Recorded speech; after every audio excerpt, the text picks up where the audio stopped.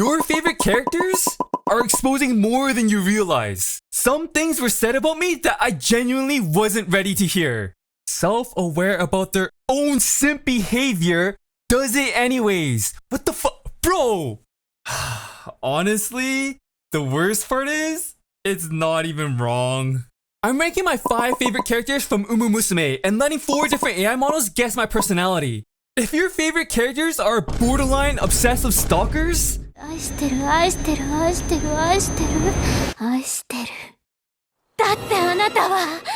not saying you're a red flag, but it's not exactly beating the allegations either. I'll be scoring each one on accuracy, and at the end, one AI gets crowned the winner. Starting at the bottom, we have Daitaku Helios. Honestly, that sound alone tells you everything you need to know about her. She's basically an energetic Gen Z meme lord running entirely on vibes.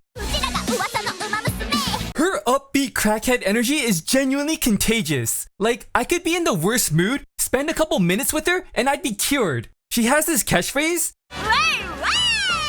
that literally means nothing, and yet I know exactly what she's trying to say.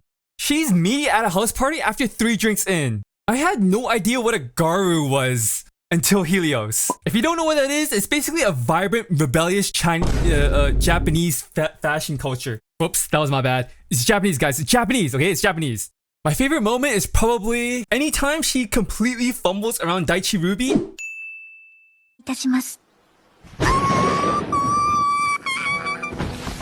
It's just peak awkward energy that may be a little bit too relatable. Okay, and at number 4, we have Manhattan Cafe. I love how unique she feels. She's a schizo with this obsession to chase after her imaginary friend. She's the closest thing we have to a goth, while simultaneously still being able to pull off the cutest wife aesthetic.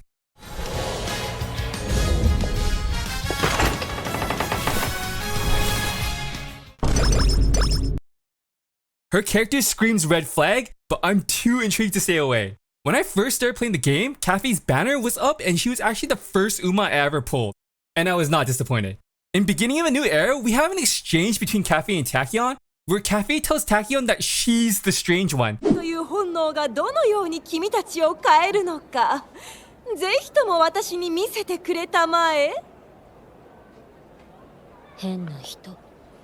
Like, how messed up do you have to be to have a literal schizo tell you that you're the one who's crazy? Girl, just look in the mirror! Number 3, we have Agnes Digital, aka Digitan. I admire how unapologetically authentic she is. She's a simp who goes absolutely crazy in the presence of other Umas, but never tries to hide who she is or what she loves.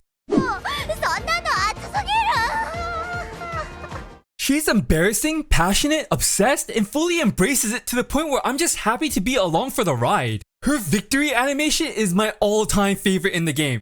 I mean, just look at her! Who celebrates a victory like that? Fine. Drop this video a like if you thought my impression was fire. It's unhinged, it's funny as fuck, but I'm all here for it. At the end of her story, she gets really awkward and starts acting sus. And when you question what's up, basically she's feeling guilty that this whole time, she's been dragging you along to do whatever it is that she wanted to do.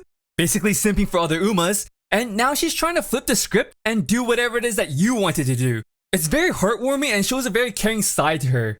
And at number 2, we have, drumroll please, Kita-san Black, the Uma I named my channel after. And yeah, okay, some people are gonna be like right off the bat, she's only at number 2. Hey, you know who lives in this house? A great big phony! And to that, I'd just like to say, yes, I am a fraud. Kita-san to me represents the freedom of youth. She's inspired by Teo at a very young age and relentlessly chases after her dreams. Her story resonates with the inner child in me who still believes that I can one day make it on YouTube. Originally, I picked her for meta reasons, but she eventually grew on me so much that I named my whole channel after her. Also, warning, the following attempt to pronounce is super scuffed and might even offend you if you speak Japanese. You have been warned. Harikiki-ikyo? Am I saying that right? Has got to be one of the most iconic sounds in Umamusume. Kita-san's song was actually the first Umamusume song I added to my playlist, and I had a phase where I actually had the song on repeat. 扉を開けたら全部素通りしてしまったからだどうすればいいの見上げた空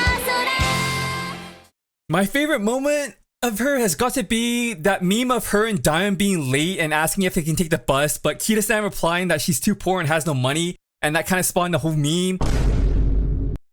The absurdity of the whole thing is just great. Like, these girls can run over 3,000 miles but would still need a bus.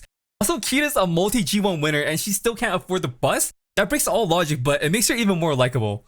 But Haruki Kikyo has got to be a close second. 張り切っていこう And for my number one spot, we have Omani. If competitiveness was an Uma, it'd be Omani. I love how she's written as this unbeatable dominant racer who literally changed the game, but still has this soft, classy, elegant presentation to her. Big fan of the VA choice. Kaori has this very soft, feminine voice that challenges the traditional view of what strength represents, like what a deep, bold voice would.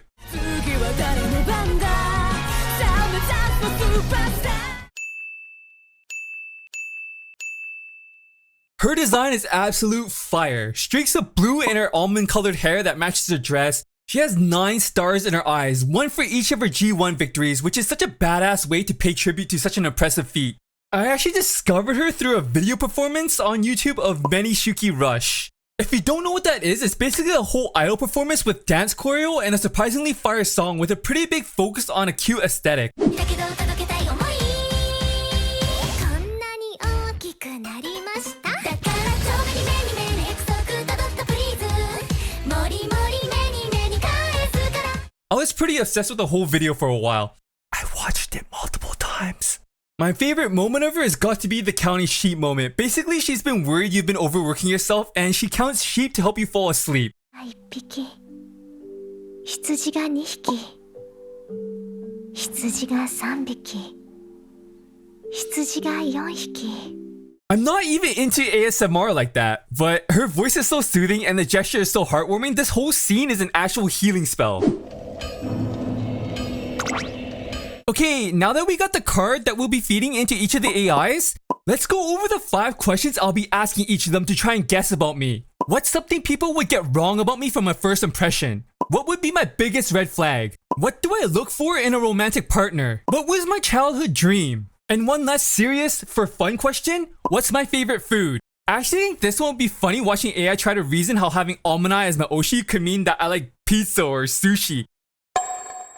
Each answer is scored out of 10 for accuracy for a total score out of 50. And then we'll crown one AI as the definitive king of horse girl personality psychoanalysis. Okay, before we get into it, I'm just gonna put the prompt I'll be feeding each of the AIs on screen. It's basically just all the rules the AI have to follow, but rather than spending 5 minutes going over the whole prompt, you can just pause and read it for yourself. Okay, starting off with ChatGPT. First question, what's something people would get wrong about me from a first impression? You seem chaotic, but you are deeply sentimental. Okay, I actually agree with half of this. The sentimental part? Absolutely. The funny thing is, the chaotic part is completely backwards. If you meet me for the first time, you're getting the corporate safe, socially acceptable version of me. The chaotic crackhead in me is a privilege that has to be earned. Actually, that's just a cool way of saying that I'm shy around new people. So I think ChatGPT described me after 6 months of friendship after I feel comfortable with a person, not after a first impression. It's half right though, so I'll give it a 6. What would be my biggest red flag? I excuse chaos when it comes with charm. Damn. Okay. Yes. Oh my god. Yes, it's absolutely true. Okay, I'm guilty of this. You got me. The number of times I've ignored a red flag because a girl made me feel something should actually be studied. Okay, it was 3 times. Which is somehow both way too many times and not enough for me to have learned my lesson. I mean, just look at my number 4 pick. I put a red flag emoji on her myself. I did that. And she's still my number 4 pick.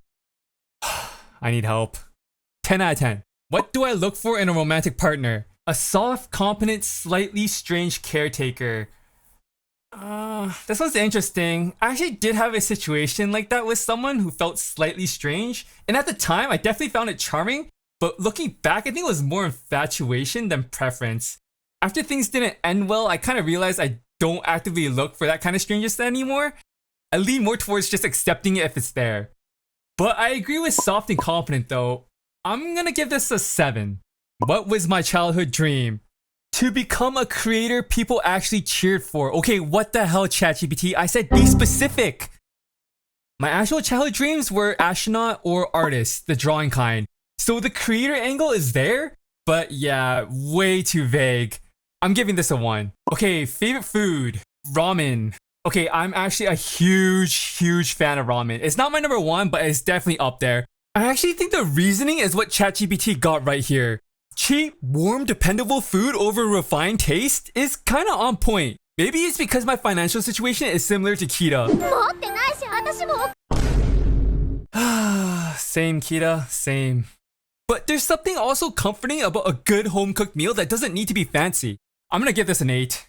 Okay, ChatGPT's total score is 32 out of 50. It lost points because it went too vague on childhood dreams, but it also got a concerning amount of things right. And it figured all that out from a single card. I don't know if I should be impressed or scared. Next we have Grok. People assume I'm serious and composed. Yeah, I agree with this. I have a hard time opening up to new people, and that may come across as serious and composed, but I'm kind of the opposite of that. I try to take a more laid back or easygoing approach to life. I don't think my friends would describe me as serious or composed either. They'd probably say that I'm a big troll.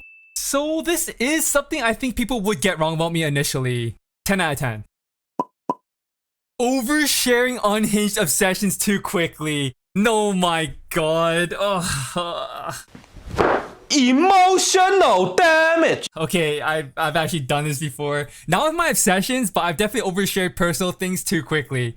Like the kind of things you probably shouldn't be telling on a first date, because the other person will then just be looking at you like, what the fuck? And then she doesn't know what to say, and then you don't know what to say, and then it gets awkward really fast, and then you kind of just wish that Thanos snaps so you can disappear into dust particles and float away. I don't feel so good. Same, PD. Same. I'm getting embarrassing flashbacks just thinking about this, man. Okay, I'll give it a 9 because obsessions is technically wrong. Relentless dream chasers with wholesome chaos. Okay, I would say I do look for someone with drive, like dream chasers, but I wouldn't say they need to be relentless in chasing it. Like wholesome chaos, okay, yeah, I think the wholesome part is doing a lot of work here. Cause when I think of wholesome chaos, I'm thinking of like a goofball. But like only if it's, you know, goofball moments. Cause if you're a goofball all the time, then at that point you're just dumb. I'll give it a 9. Becoming a famous anime YouTuber or idol. Okay, Grok started off so hot and then just decided to cheat? It says output 1 prediction. 1! If I circled 2 answers on my multiple choice Scanshot, my grade 10 science teacher, Mrs. White, would have failed me instantly. So yeah, I don't make the rules. That's a 1. Something cute, chaotic, and comfortingly absurd. Okay, that answer is giga vague, but it also gives a more specific answer in the description. Playful, like-themed ramen or idol-inspired sweets that fuel late-night rabbit hole sessions. But Grok gave 2 answers. Again. Well, that's too bad. Blame Mrs. White, but that's another one. I don't make the rules. Lesson here, guys, is cheaters never prosper. Okay, adding up Grok's total score, it got 30 out of 50. Grok started off so hot too with a near perfect game, and then just noped the rules and committed the throw of the century.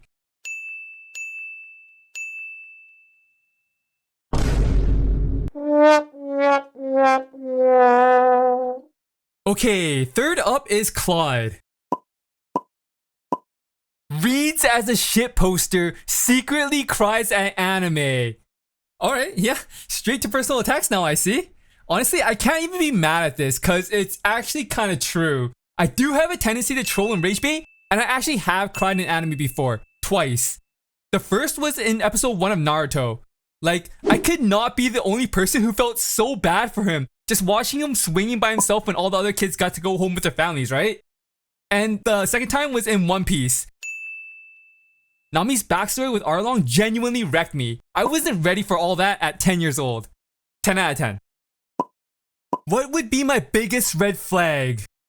Self-aware about their own simp behavior does it anyways. Guys, I don't appreciate being understood this accurately.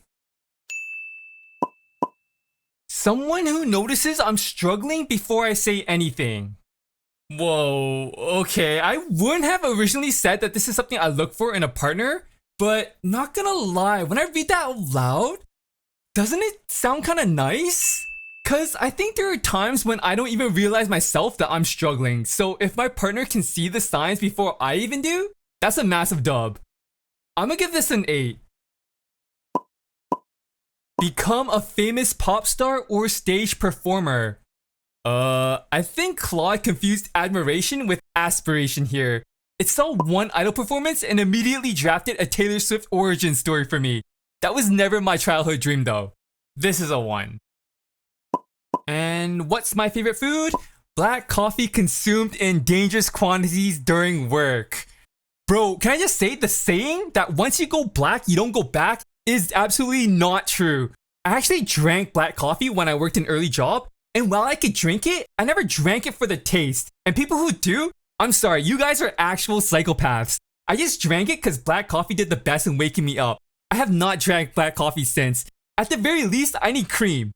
But I actually don't drink coffee that often anymore. Like, I'll have it on the rare occasion, but it's rare. I'll give it a 2 though because I actually drink a lot of black tea. Total score 31 out of 50. Honestly, I thought Claude was gonna win this whole thing. The first half felt less like a personality analysis and more like a public execution. It was exposing me and roasting me at the same time.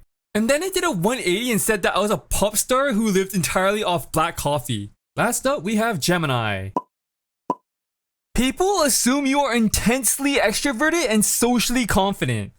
I don't think I've ever given anyone the impression that I'm intensely extroverted or socially confident. If anything, I probably come across as the strong silent type. Like there's some deep hidden confidence in me somewhere. I'm gonna give this a 2. You romanticize deeply unhinged or detached behaviors in romantic partners. Okay, I have done this more than once. Okay, look, she tells me some sob story that I personally relate to. I feel really bad for her. And then I convince myself, okay, maybe I can fix her. No, motherfucker, no, you cannot fix her because she doesn't want to be fixed. Just run. Run now before it's too late and you find yourself at the gym every day. Alright, this one's a 10. An intimidating authority figure? Okay, that's crazy. Who ultimately mothers and coddles you. You desire a partner who projects absolute dominance? NANI? But provides gentle maternal care privately. What the fuck? Okay, that is crazy. Intimidating authority figure? Okay, hear me out though, guys. Isn't power kind of sexy? Like it is, right? Or am I weird? Ultimately mothers and coddles you is crazy though. Like at that point, I guess it depends what you mean by that, cause yeah, sure, I want an affectionate and caring partner, but I wouldn't want her nagging and micromanaging me like a parent. Okay, I'm gonna give this a 10. I was leaning 9, but it was so specific, I'm gonna give it a bump. To become a wildly successful, culturally relevant online content creator. The funny thing is, this is actually my dream. It just wasn't my childhood dream. Child me wanted to be an astronaut. Adult me looked at that and said, nah, let's talk about anime horse girls and have a bunch of AI models roast me on the internet instead. So it wasn't right, but it wasn't completely off either. I'll give it a 5. Highly caffeinated, intensely sugary energy drinks consumed in utter isolation. I actually don't drink energy drinks, but highly caffeinated, intensely sugary, consumed in isolation? That's literally just describing boba. And I do like boba. I mean, come on, I'm Asian. I kind of have to. It's in my blood. Gemini managed to somehow be completely wrong, but still accidentally got pretty damn close. I respect the arc, honestly. I'll give this a 6. Okay, total score 33. Wow, Gemini actually had the most interesting answers, or at least the answers that had me digging up the most repressed memories that I try not to think about. It revealed that apparently I secretly want a Dami mommy, and it got that because I like Omini? I genuinely didn't see that coming, and I might have to reevaluate some things in my life, starting tonight. He did not start tonight. Alright, so if we round up all the final scores, Gemini is officially the king of horse girl personality psychoanalysis. So So if you're ever curious about what someone's really like, all you need is their top 5 characters and an AI with absolutely no filter. Honestly, this video ended up being way more personal than I expected, but I also had a lot of fun making it. If you made it this far and you're still not subscribed, just hit that button. Apparently this is the kind of nonsense we're doing now. That's gonna be it for me though guys, till the next one, peace out.